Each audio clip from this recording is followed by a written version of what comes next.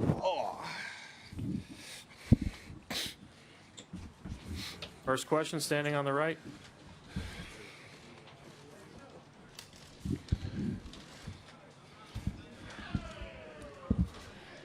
Andre, how does it feel to win on your home court? Is this a sweet revenge? I wouldn't call it revenge. Just making the most of the opportunity that was in front of us.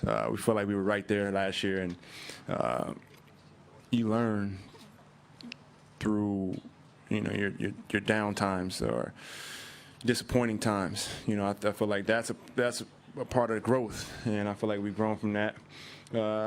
As you can see, the way we took care of the ball in the fourth quarter, and we didn't panic when they made their runs. I think that was growth. Steph only threw one left-hand pass tonight. That was growth, and I told him that he's amazing. This history. We're going down as one of the best teams ever, and that's a special thing you cannot take away from us. Tim up front. Tim Kawakami, Mercury News. Andre, I don't know if I would have picked you as being the guy who's going to jump up on the scorer's table and scream at the crowd. What got into you? What were you saying? What was that about? I've been so stressed the last 3-4 weeks, and I told my wife right after the game, I'm so sorry. It's just been so stressful. Steve Kerr he said it a few times during the game. He's like, how's it feel to be the only adult on the court? And it's stressful. Because it's a hard job that goes unnoticed, and you have to embrace it.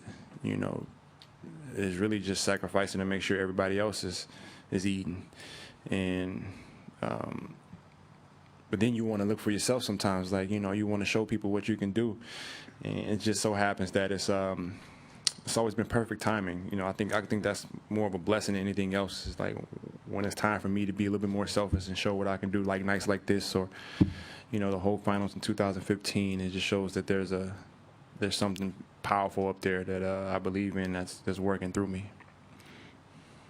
Up in front. Yeah, Carl Stewart, Barry News Group. It seemed like that dunk that you had in the second quarter just loosened everybody in the entire building. I mean, what did you see there? What were you looking to do in the second quarter? And well, I've been seeing that the whole series. Okay, it's there. Okay, I see it. It's there. Darren Williams pressuring me, sending me left. Okay, the drive is there. The drive is there. But I just haven't taken it, and they've been playing me for the pass. But I'm just we're up 3-0. Don't try to force it. Just be patient. Be patient. When it's the time to do it, you'll know. And you've seen through the first couple games when KD's out on the break and he's right down the middle. You saw a lot in game one, and we had 2 shooters on the wing. It's kind of pick your poison. And they're playing me to pass, and it was exploit them tonight. Steve and I had an interesting conversation this morning in shoot around. And he said, how many minutes you got? I said, whatever you need, I'll be ready. And I kind of just had a good feeling, that inkling, tonight's the night to attack and get it over with. Monty on the right. Monty Poole, NBC Sports Bay Area. Andre, you've been through this before. You've been here before a couple of years ago. But for the guys who haven't, guys like David and Zaza and JaVale, what was it like seeing them enjoy this moment? Yeah, that's a lot of fun. It's actually funny because you felt it before, the feeling, but they have no clue. And they asked about it. It's man, I don't know. I can't describe it. They're like, what you mean? And it's well, you'll see. Just focus in and you'll figure it out. And then once it's they hit 0 and you see that excitement in their faces, it's almost like in a lost world because you have no idea what to do. How do we supposed to, this is really happening. And you can't describe it, but really happy for those guys, especially for David West, because this guy's so locked in. He's so locked in, and he wants it so bad, and he does everything he needs to do to be mentally focused, to have his body right. And that's when you see how precious these moments are, because you got a lot of guys like that never even get to the finals, never even get to the conference finals. And, you're always happy for the guys that sacrifice everything around their life just so they can put everything into this game. David also talked about how much work went into this. And he said, example being this morning when you guys had an early morning shoot, and he said it was optional, but guys showed up. What does that tell you, and is that typical? Well, it's typical with our team. I think we've done Bob Myers, I can't believe I'm giving him a compliment considering we're about to go heads up and negotiating. But he's done an awesome job of finding the right personalities to fit the culture and balancing it out. And we have a lot of competitors, and you bring a new guy in, he's just gonna fit right in. It's like if it's optional, that means we got practice. The optional just means just get there when you get there.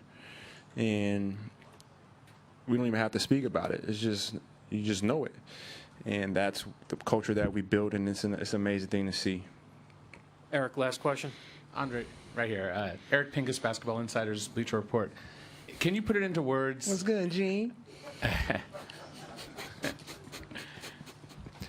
Can you put into words what specifically a coach like Steve Kerr brings to this? You have so much talent, but what does he bring? And then also a second part of that is, what did Mike Brown bring in his absence?